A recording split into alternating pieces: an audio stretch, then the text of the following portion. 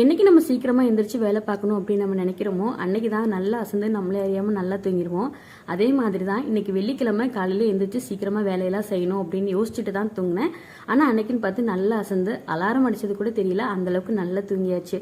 காலையில் எந்திரிச்சதுமே முதல் வேலையாக வந்து நேற்று கிச்சன் கவுண்டர் டாப் எல்லாமே க்ளீன் பண்ணிட்டு தான் தூங்கினேன். ஏன்னா வியாழக்கிழமை ஈவினிங் இல்லையா, இடையில நம்ம நான்வெஜ் எல்லாம் சாப்பிட்டுப்போம், அதனால க்ளீன் பண்ணிட்டு தான் தூங்கினேன். காலையில் எந்திரிச்சதும் அந்த உப்பு ஜாடி எல்லாத்தையும் எடுத்து அந்தந்த இடத்துல அரேஞ்ச் பண்ணிட்டேன். இந்த கேப்பில் ஹஸ்பண்டுமே வந்துட்டாங்க. 2 பேரும் சேர்ந்து நல்லா ஸ்ட்ராங்காக ஒரு காஃபியை குடிச்சிட்டு கையோட குக்கிங் வந்து ஸ்டார்ட் பண்ணிட்டேன். ஏன்னா இன்னைக்கு ஆல்ரெடி எந்திரிச்சதே ரொம்ப லேட்டு. காலையில் தக்காளி சாம்பார், ரசம், சாதம் இது மட்டும்தான் சிம்பிளாக வச்சுருந்தேன். இதெல்லாம் செஞ்சு முடிச்சுட்டு சாப்பிட்டுட்டு கிளம்பும் போது மணி வந்து ஒரு 9:25 கிட்ட ஆயிடுச்சு. ஹரிபரியாக கிளம்புற மாதிரி இருக்கும்.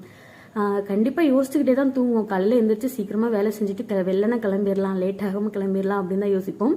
ஆனால் என்னைக்கு அதை நம்ம நினைக்கிறோமோ அன்றைக்கி தான் லேட் ஆகிட்டு நான் வந்து ஹஸ்பண்ட் கிட்ட திட்டு வாங்குவேன். இன்றைக்கி காலையில் இப்படி தான் போச்சு. நெக்ஸ்ட் பேசலாம். பாய்.